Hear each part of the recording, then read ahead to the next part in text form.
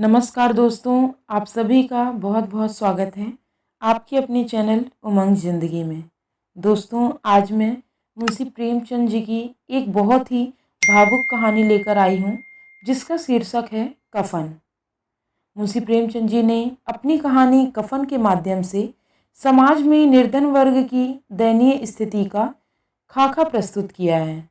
वो निर्धन वर्ग जिसे 2 समय की रोटी जुटा पाना मुश्किल हो, भूख और गरीबी के कारण उनमें अपने रिश्ते नातों के प्रति संवेदना खत्म हो जाती है। लगातार बेरोजगार रहने के कारण उनमें कामचोरी की आदत भी आ जाती है। इस कहानी के माध्यम से ये संदेश देने का प्रयास किया गया है कि जब तक समाज में व्याप्त असमानता खत्म नहीं होगी, गरीबी का शोषण बंद नहीं होगा, उनकी गरीबी दूर नहीं होगी, तब तक उनमें व्याप्त संवेदनहीनता का भाव खत्म नहीं होगा। एक बात तो जरूर है कि ये कहानी सुन के आप इमोशनल जरूर हो जाएंगे। तो चलिए जल्दी से कहानी की शुरुआत करते हैं। झोपड़े के द्वार पर बाप और बेटा दोनों एक बुझे हुए अलाव के सामने चुपचाप बैठे हुए हैं और अंदर बेटे की जवान बीबी बुधिया प्रसव वेदना में पछाड़ खा रही थी। रह रहकर उसके मुंह से ऐसी दिल हिला देने वाली आवाज निकलती थी कि दोनों कलेजा थाम लेते थे। जाड़ों की रात थी, प्रकृति सन्नाटे में डूबी हुई, सारा गांव अंधकार में लय हो गया था। घिसू ने कहा, मालूम होता है बचेगी नहीं, सारा दिन दौड़ते हो गया, जा देख तो आ। माधव चिढ़कर बोला, मरना ही है तो जल्दी मर क्यों नहीं जाती, देख कर क्या करूं। तू बड़ा बेदर्द है बे, साल भर जिसके साथ सुख चैन से रहा उसी के साथ इतनी बेवफाई। तो मुझसे तो उसका तड़पना और हाथ पांव पटकना नहीं देखा जाता। चमारों का कुनबा था और सारे गांव में बदनाम। घिसू एक दिन काम करता तो 3 दिन आराम करता। माधव इतना कामचोर था कि आधे घंटे काम करता तो घंटे भर चिलम पीता। इसलिए उन्हें कहीं मजदूरी नहीं मिलती। घर में मुट्ठी भर भी अनाज मौजूद हो तो उसके लिए काम करने की कसम थी। जब 2-4 फाके हो जाते तो घीसू पेड़ पर चढ़कर लकड़ियां तोड़ लाता और माधव बाजार में बेच लाता, और जब तक वह पैसे रहते दोनों इधर उधर मारे फिरते। गांव में काम की कमी न थी। किसानों का गांव था, मेहनती आदमी के लिए 50 काम थे, मगर इन दोनों को उसी वक्त बुलाते जब 2 आदमियों में से एक का काम पाकर भी संतोष कर लेने के सिवा और कोई चारा न होता। अगर दोनों साधु होते तो उन्हें संतोष और धैर्य के लिए संयम और नियम की बिल्कुल जरूरत न होती। यह तो इनकी प्रकृति थी। विचित्र जीवन था इनका। घर में मिट्टी के 2-4 बर्तन के सिवा कोई और संपत्ति नहीं। फटे चीथड़े से अपनी नग्नता को ढाके हुए जिए थे। संसार की चिंताओं से मुक्त, कर्ज से लदे हुए, गालियां भी खाते, मार भी खाते, मगर कोई गम नहीं। दीन इतने की वसूली की बिल्कुल आशा न रहने पर भी लोग इन्हें कुछ न कुछ कर दे देते। मटर आलू की फसल में दूसरों के खेतों से मटर या आलू उखाड़ लाते और भुन भुनाकर खा लेते, और 10-5 ऊख उखाड़ लाते और रात को चूसते। घीसू ने इसी आकाश वृत्ति से 60 साल की उम्र काट दी, और माधव भी सपूत बेटे की तरह बाप के ही पद चिन्हों पर चल रहा था, बल्कि उसका नाम और भी ज्यादा उजागर कर रहा था। इस वक्त भी दोनों अलाव के सामने बैठकर आलू भून रहे थे, जो कि किसी खेत से खोद लाए। घिसू की स्त्री का तो बहुत दिन हुए देहांत हो गया। माधव का ब्याह पिछले साल हुआ था। जब से यह औरत आई थी उसने इस खानदान में व्यवस्था की नींव डाली, और इन दोनों बेगैरतों का दोजख भरती रहती। जब से वह आई यह दोनों और भी आराम तलब हो गए, बल्कि कुछ अकड़ने भी लगे। कोई कार्य करने को बुलाता तो निर्ब्याज भाव से दुगनी मजदूरी मांगते। वही औरत आज प्रसव वेदना से मर रही थी, और यह दोनों इसी इंतजार में थे कि वह मर जाएं तो आराम से सोए।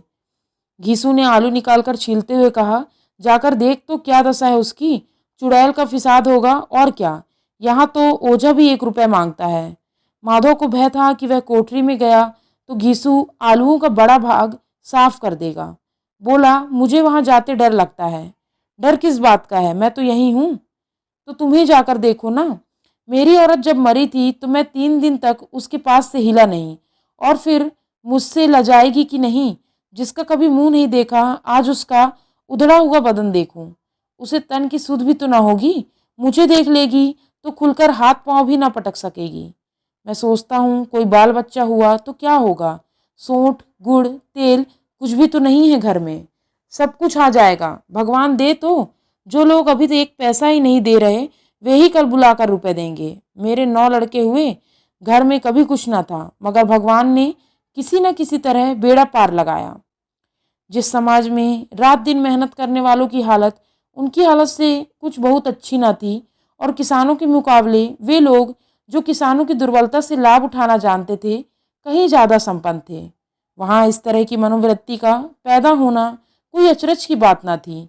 हम तो कहेंगे घीसू किसानों से कहीं ज़्यादा विचारवान था, और किसानों के विचार शून्य समूह में शामिल होने के बदले बैठकबाजों की कुत्सित मंडली में जा मिला था। हाँ, उसमें यह शक्ति न थी कि बैठकबाजों के नियम और नीति का पालन करता। इसलिए जहाँ उसकी मंडली और लोग गांव के सरगना और मुखिया बने हुए थे, उस पर सारा गांव उंगली उठाता था। फिर भी उसे यह तस्कीन तो थी कि अगर वह फटेहाल है तो कम से कम उसे किसानों की सी जोड़ तोड़ की मेहनत तो नहीं करनी पड़ती, और उसकी सरलता और नरीहता से दूसरे लोग बेजा फायदा तो नहीं उठाते।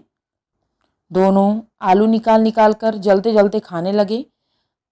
कल से कुछ न खाया था, इतना सब्र न था कि ठंडा हो जाने दे।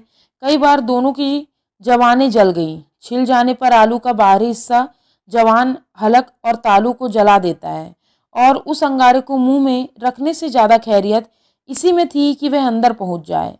वहां उसे ठंडा करने के लिए काफ़ी सामान थे, इसलिए दोनों जल्द जल्द निकल जाते।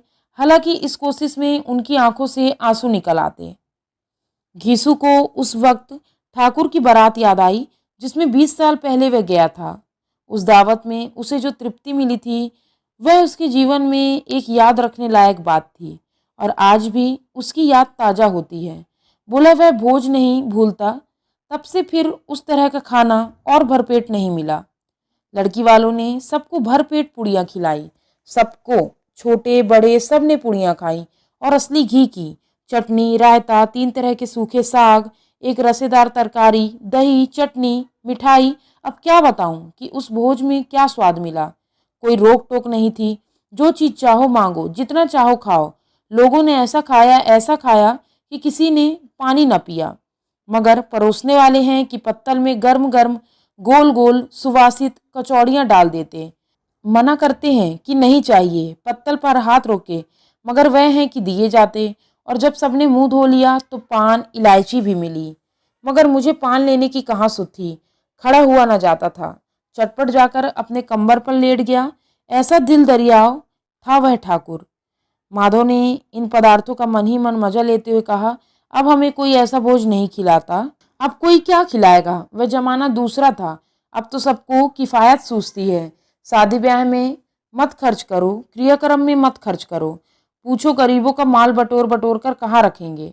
बटोरने में तो कमी नहीं, हाँ खर्च में किफ़ायतें सूझती हैं। तुमने एक 20 पुरियाँ खाई होंगी। 20 से ज़्यादा खाई थी। मैं 50 खा जाता। 50 से कम मैंने भी ना खाई। अच्छा पका था। तू तो मेरा आधा भी नहीं है। आलू खाकर दोनों ने पानी पिया, और वही अलाव के सामने अपनी धोतियां ओढ़कर पांव पेट से डाले सो रहे, जैसे दो बड़े बड़े अजगर गेंडुलिया मारे पड़े हों, और बुधिया अभी तक कराह रही थी। सवेरे माधव ने कोठरी में जाकर देखा तो उसकी स्त्री ठंडी हो गई थी। उसके मुंह पर मक्खियां भिनक रही थी। पथराई हुई आंखें ऊपर टंगी हुई थीं। सारी देह धूल से लथपथ हो रही थी। उसके पेट में बच्चा मर गया था। माधव भागा हुआ घीसू के पास आया। फिर दोनों रोज जोर जोर से हाय हाय करते और छाती पीटने लगे। पड़ोस वालों ने यह रोना धोना सुना तो दौड़ आए और पुरानी मर्यादा के अनुसार इन अभागों को समझाने लगे, मगर ज़्यादा रोने पीटने का अवसर न था। कफन की और लकड़ी की फिक्र करनी थी। घर में तो पैसा इस तरह गायब था जैसे चील के घोंसले में मांस। बाप बेटे रोते हुए गांव के जमींदार के पास गए। वह इन दोनों की सूरत से नफरत करते थे। कई बार इन्हें अपने हाथों से पीट चुके थे। चोरी करने के लिए, वादे पर काम पर ना आने के लिए। पूछा, क्या है बे घिसुआ, रोता क्यों है? अब तो तू ही कहीं दिखलाई नहीं देता, मालूम होता है इस गांव में रहना ही नहीं चाहता। घिसू ने जमीन पर सिर रखकर आंखों में आंसू भरे हुए कहा, सरकार बड़ी विपत्ति है। माधव की घरवाली रात को गुजर गई, रात भर तड़पती रही सरकार। हम दोनों उसके सिरहाने बैठे रहे, दवा दारू जो कुछ हुआ सब कुछ किया, मुदा वह हमें दगा दे गई। अब कोई एक रोटी देने वाला भी ना रहा मालिक, तबाह हो गया, घर उजड़ गया। आपका गुलाम हूँ, आपके सिवा कौन उसकी मिट्टी पार लगाएगा? हमारे हाथ में जो कुछ था वह सब तो दवा दारू में उठ गया। सरकार ही दया होगी तो उसकी मिट्टी उठेगी, आपके सिवा किसके द्वार पर जाऊं? जमींदार साहब बहुत दयालु थे, मगर घीसू पर दया करना काले कंबल पर रंग चढ़ाना। जी में तो आया कह दे, चल दूर हो जाए यहाँ से, यूँ तो बुलाने से भी नहीं आता। आज जब गरज पड़ी तो आकर खुशामद कर रहा, हरामखोर कहीं का, बदमाश। लेकिन यह क्रोध, यह दंड देने का अवसर न था। जी में कुड़ते हुए 2 रुपए निकालकर फेंक दिए, मगर संतावना का एक शब्द भी मुंह से ना निकाला। उसकी तरफ ताका तक नहीं, जैसे सिर का बोझ उतारा हो। जब जमींदार साहब ने 2 रुपए दिए तो गांव के बनिए महाजनों को इनकार का साहस कैसे होता। घिसू जमींदार के नाम का ढिंढोरा भी पीटना जानता था। किसी ने 2 आने दिए, किसी ने 4 आने। 1 घंटे में घिसू के पास 5 रुपए की अच्छी रकम जमा हो गई। कहीं से अनाज मिल गया, कहीं से लकड़ी। और दोपहर को घिसू और माधव बाजार से कफन लाने चले। इधर लोग बांस वांस काटने लगे। बाजार में पहुंचकर घिसू बोला, लकड़ी तो उसे जलाने भर को मिल गई है, क्यों माधव? माधव बोला, हाँ लकड़ी तो बहुत है, अब कफन चाहिए तो चलो कोई हल्का सा कफन ले लें। हाँ और क्या, लाश उठते उठते रात हो जाएगी, रात को कफन कौन देखता है? कैसा बुरा रिवाज है कि जिस जीते जी तन ढांकने को चीथड़ा भी न मिले, उसे मरने पर नया कफन चाहिए। कफन लाश के साथ जल ही तो जाता है, और क्या रखा रहता है। यही 5 रुपए पहले मिलते तो कुछ दवा दारू कर लेते। दोनों एक दूसरे के मन की बात ताड़ रहे थे। बाजार में इधर उधर घूमते रहे, कभी इस बजाज की दुकान पर गए, कभी उसकी दुकान पर। तरह तरह के कपड़े, रेशमी और सूती देखे, मगर कुछ जचा नहीं। यहाँ तक कि शाम हो गई, तब दोनों ने न जाने किस दैवी प्रेरणा से एक मधुशाला के सामने जा पहुंचे और जैसे किसी पूर्व निश्चित व्यवस्था से अंदर चले गए। वहां जरा देर तक दोनों असमंजस में पड़े रहे।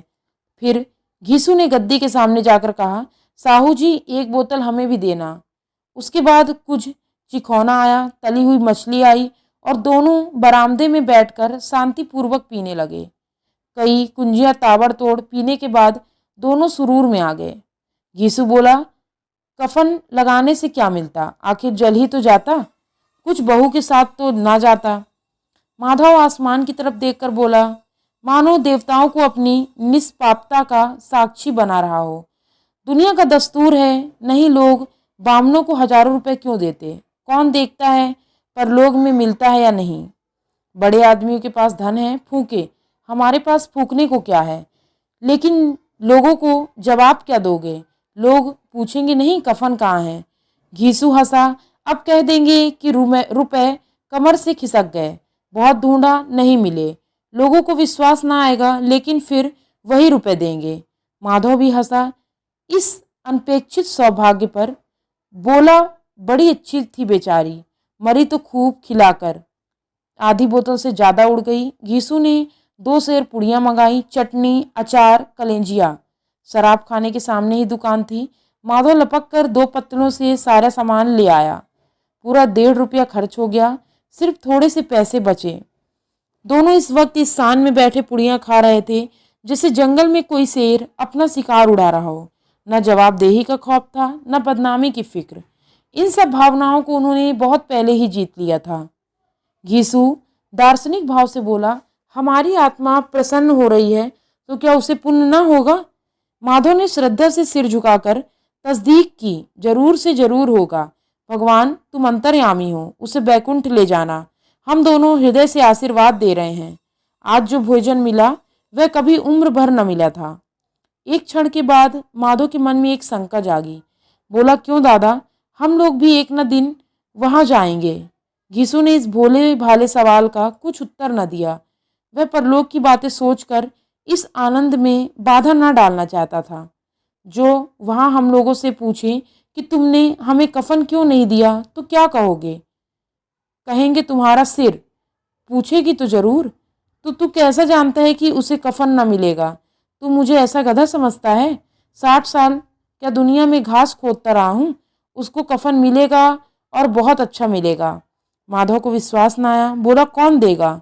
रुपए तो तुमने चट कर दिए। वह तो मुझसे पूछेगी, उसकी मांग में तो सिंदूर मैंने डाला था। कौन देगा बताते क्यों नहीं? वही लोग देंगे जिन्होंने अब की दिया है। हाँ, अब की रुपए हमारे हाथ ना आएंगे। जो जो अंधेरा बढ़ता था और सितारों की चमक तेज होती थी, मधुशाला की रौनक भी बढ़ती जाती। कोई गाता, कोई डींग मारता, कोई अपनी संगी के गले लिपटा, कोई अपने दोस्त के मुंह में कुल्हड़ लगाए देता। वहाँ के वातावरण में सुरूर था, हवा में नशा। कितने तो यहाँ आकर एक चुल्लू में मस्त हो जाते। शराब से ज़्यादा यहाँ की हवा उन पर नशा करती। जीवन की बाधाएं यहाँ खींच लाती थी और कुछ देर के लिए यह भूल जाते थे कि वे जीते हैं या मरते, या ना जीते हैं ना मरते। और यह दोनों बाप बेटे अब भी मजे ले लेकर चुस्कियां ले रहे थे। सबकी निगाहें इनकी ओर जमी हुई थी। दोनों कितने भाग्य के वेले हैं। पूरी बोतल बीच में है। भरपेट खाकर माधव ने बची हुई पुड़ियों का पत्तल उठाकर एक भिखारी को दिया, जो खड़ा इनकी ओर भूखी आंखों से देख रहा था और देने के गौरव, आनंद और उल्लास का अपने जीवन में पहली बार अनुभव किया। घिसू ने कहा, ले जा, खूब खा और आशीर्वाद दे। जिसकी कमाई है वह तो मर गई, मगर तेरा आशीर्वाद उसे जरूर पहुंचेगा। रोए रोए से आशीर्वाद दो, बड़ी गाढ़ी कमाई के पैसे हैं। माधव ने फिर आसमान की तरफ देखकर कहा, वह बैकुंठ में जाएगी दादा, बैकुंठ की रानी बनेगी। घिसू खड़ा हो गया और जैसे उल्लास की लहरों में तैरता हुआ बोला, हाँ बेटा, बैकुंठ जाएगी। किसी को सताया नहीं, किसी को दबाया नहीं। मरते मरते हमारी जिंदगी की सबसे बड़ी लालसा पूरी कर गई। वह ना बैकुंठ जाएगी तो क्या ये मोटे मोटे लोग जाएंगे जो गरीबों को दोनों हाथों से लूटते हैं और अपने पाप को धोने के लिए गंगा में नहाते हैं और मंदिर में जल चढ़ाते हैं। श्रद्धालुओं का यह रंग तुरंत ही बदल गया। अस्थिरता नशे की खासियत है। दुख और निराशा का दौरा हुआ। माधव बोला, मगर दादा, बेचारी ने जिंदगी में बड़ा दुख भोगा, कितना दुख झेलकर मरी। वह आंखों पर हाथ रखकर रोने लगा, चीखें मारकर। घीसू ने समझाया, क्यों रोता है बेटा?